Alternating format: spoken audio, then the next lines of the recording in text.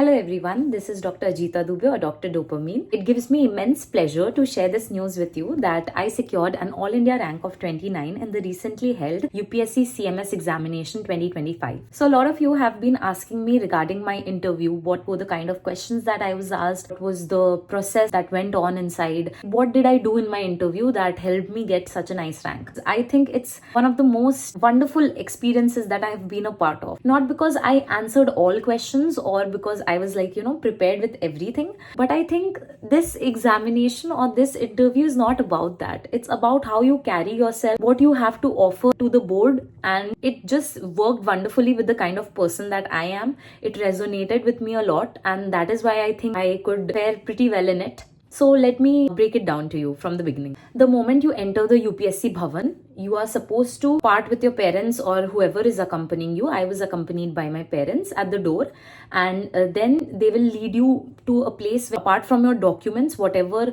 other belongings that you've brought, you can keep it in a locker and they'll give you a key for that locker. Once that is done, they will do your security checkup. Once all of that is clear, a person will accompany you and they will show you to the area where you're supposed to wait. There are a lot of form filling and you have to give your preferences for if you get selected, where are the places that you would like to be posted and all of that.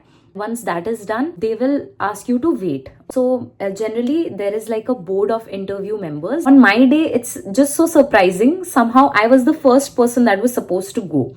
And I was like, why does this happen with me? Why am I the first person that is supposed to go? But in a way, I was happy also about it because that means your interviewers are, they are a fresh slate. Whatever you write is the first thing that's being written. So in that way, you can create a good impact and you don't have to carry forward any kind of baggage from the previous person. Agar mere pehle wala insaan bahut zyada janta hai, okay, and then they have answered everything, and then I go in and I look like an idiot. Okay, so that gives a negative impact. या फिर सामने वाले को कुछ नहीं पता था and my interviewers are very frustrated and I go in there and they bombard me with all kinds of difficult questions.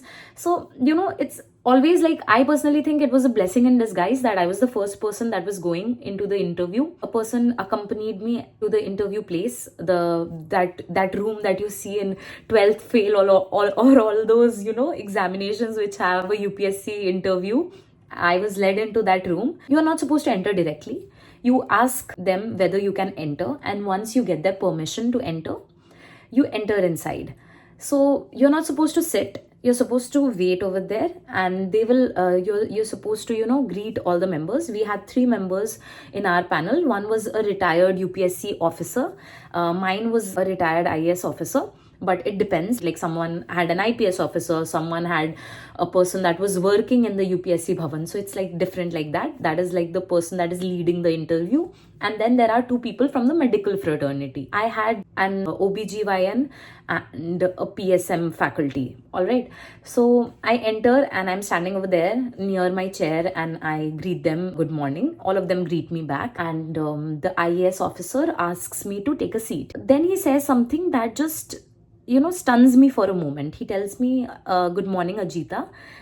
You are a very young candidate and I respect you a lot. And I just did not know how to react to that because this is the first time that a person is telling me something like this. I respect you a lot. And the first time I'm hearing it is from a person of such a post. Okay, so it's like very what just happened kind of a thing. After that, he was like, Ajita, I know this room can be scary and people must have told you a lot of things, but just sit back, relax, and think of this as a discussion among peers. I don't know what happened. The kind of smile that sir carried and the way that he spoke to me, it just relaxed me entirely. And I was like, yeah, everyone has told me that I need to be extremely poised and I need to sit with my hands in one place. I'm not supposed to enunciate a lot. I'm not supposed to be very expressive with my face. But I am the kind of a person that uses my hand a lot while speaking, as you might have noticed. And my expressions always give a clue to what I'm thinking and how I'm feeling, right? So I did not think of it as a negative thing until I was preparing for the interview, and a lot of people told me that, you're supposed to sit in a still manner and you're not supposed to use a lot of hand gestures and stuff. But ever since sir told me something like this, I thought to myself that bhaad mein jaye jo bhi logon ne bola hai, I'm going to be myself, I'm going to be an individual, and let's see how this fares. Initially he asked me to introduce myself and all my educational background, and once I was done with that, he asked me whether I was working currently somewhere, and at the time I was working as a non-academic junior resident in the Department of Emergency Medicine. From there it went to all the emergencies, OBGYN faculty. Ma'am started asking me questions regarding obstetric emergencies, stuff that I've seen. She started asking me about antepartum hemorrhage, postpartum hemorrhage, other emergency cases that I must have seen, dislocated shoulder, then it went to meningitis, then it went to stuff like as simple as a UTI. So the thing is that you cannot predict this kind of a viva, okay? It's basically like you're just going in there and they might ask you anything. Since I was an emergency medicine non-academic JR, they started off with emergency medicine and then it dissected onto different branches and stuff. Then the PSM faculty, she started asking me about zinc, then about other micronutrients and their uses and why they are important, what is their role in our body. From there she went to cholesterol and cholesterol metabolism, vitamin D metabolism, calcium metabolism, all the disorders that are related. And then she even asked me about ultra processed food. I was not very sure of the answer and I did not want to guess over there, so I was like, I'm not too informed on the topic, I'll read up on it. And they took it very sportingly. They moved on to the next question. So I would say, instead of beating around the bush and thinking that this is an MBBS viva and I need to give a definite answer, don't do that. Just respectfully tell them that this is not something that you are aware of and you'll read up on it the next time, right? They moved on to the next topic and we were having a very nice discussion. It was more or less covering topics related to biochemistry. Oh, she asked me about amino acids, different metabolic disorders associated with them. So it covers everything, medicine, surgery. They asked me about important surgical emergencies that I might have seen. You cannot prepare for a viva like this. What you can do is focus on everything that you have experienced. Make sure that you know the basics, right? Obstetric basics, surgery basics, basics of whatever you have learned till date. And if you're not sure, just tell them that it's something that you cannot recall at the moment and they will move on to the next question. You don't need to fret over that. This was around 35 to 40 minutes. All throughout they were like very encouraging. They asked me what I would want to take as my specialty, and I told them very honestly that I'm confused. I'm not very sure about what branch I want to choose because there are a few favorites. And even though it came as a shocker to them, because a lot of people, they go with a definite answer. Say I want my interviewer to be asking me questions from OBGYN. So a lot of people have this strategy that they will go and they will just say OBGYN and they will expect the other person to be asking OBGYN questions. But I would personally suggest nothing beats an honest interview, all right? If you are confused, tell them. They have been through this journey in their lives. They have been 20-25 months and they know it's confusing. You're not supposed to have your entire life figured out, all right? So yeah, that is what happened. And this took about 30-35 minutes. After that was done, they told me, like the IAS person, he told me that Ajita, we always give this chance to the candidate that we are interviewing, whether or not they would like to share a story with us. So we have 5 minutes if you would like to share something. And generally, people don't share anything, right? People just say, no sir, no questions, nothing to share, thank you so much, and they leave. But I don't know, something just, the entire aura of that room, it came over me. It just inspired me so much. And I told them, yes sir, definitely I would like to share something. And I could see visible, like they were all visibly startled. They were not expecting me to want to share something.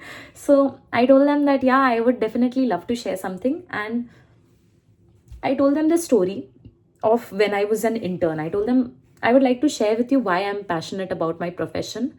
I'm someone that overthinks a lot. And I think this is the only profession where overthinking actually helps you. instead of, like being thing that puts you at a disadvantage. I told them about this story that happened during the starting few days of my internship. I was posted in surgery, and there was this person. He came in at night after an RTA, and there was a very deep laceration on his scalp. And mind you, I was literally acting like this in front of them, deep laceration on the scalp and all. Now that I think about it, it was a little over the top, I guess. But all's well that ends well, I guess. So I told them that there was a deep laceration that this person had, and he kept abusing me. While I was suturing the wound, he kept abusing. And generally, it's very common for men to be abusing at night after they are drunk, after there's a bad RTA. But I had given sufficient local anesthetic to this person, and I was very careful with my suturing, but this patient just kept on abusing, okay, and it was very weird to me. So I just asked the woman that was accompanying this guy, is this guy drunk? And she was like, no, this guy has never had alcohol in his entire life. And I don't know, he's a very well behaved person. He's very nice to other people. I have no clue why he's acting like this. This is just ridiculous of him to be abusing you like that.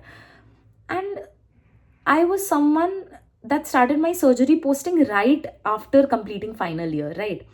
So I was this fresh, extremely energetic, extremely passionate intern जिसने final year में just अभी सब कुछ पढ़ा था सारा. ओ अच्छा, अगर थोड़ा सा भी ऐसे होता है तो this is the sign and all of that, correlating stuff. This did not sit right with me. Why is this person who is not drunk, who has received proper local anesthetic, who has, like no previous history of behaving in such a rude and violent manner, suddenly acting like this? The people that were accompanying me just brushed it off, saying that, the wife must not be aware, or this person is just behaving rudely because he's hurt or injured. But I don't know, something just did not struck as okay with me. I got that person an immediate CT scan, and there was a bleed in the frontal region of his scan, okay. And that is the day when I realized that if you're giving your 100% to your patients and you're overthinking the little things, the little changes, the subtle changes that you notice, it can make a lot of difference in their prognosis.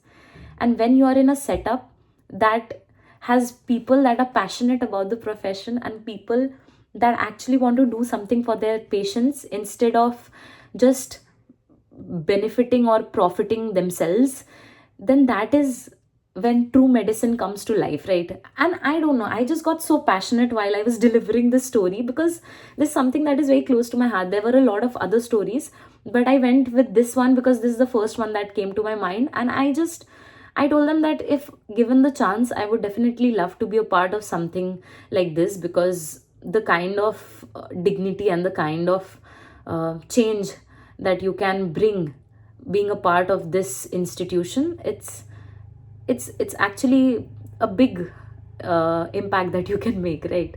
And they were extremely happy. They were all smiles. All my board members were smiling by the time I had delivered this story, and they told me it was a wonderful experience for them to have had this conversation with me for around 40-45 minutes. And I expressed my gratitude for being given that opportunity, and that is when I was asked to leave. So this was my interview.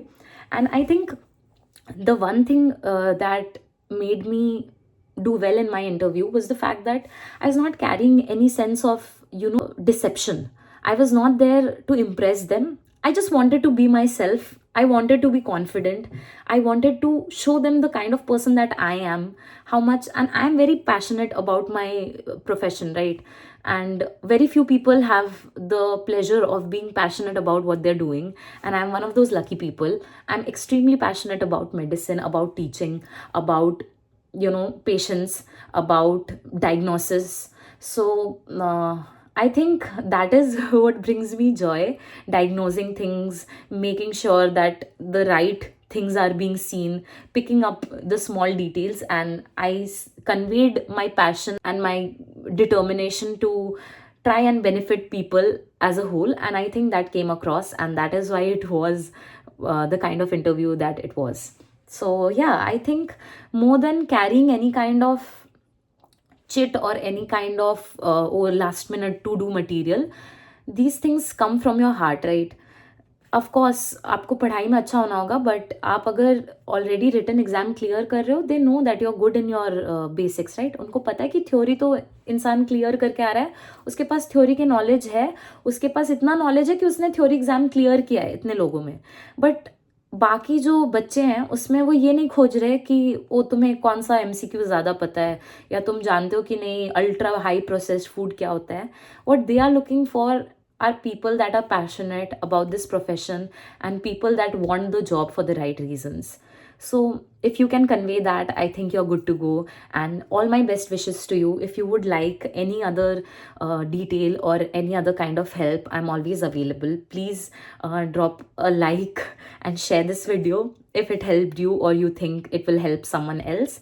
I will try to share sources for preparation as soon as possible. I have been a little busy with my own counseling and admission process and stuff, but wish you all a great, great year 2026, and hopefully it is going to bring some clarity and some motivation to you, because I know all of us are capable of great things, and hopefully 2026 will be the year when you get your dream come true. Thank you so much.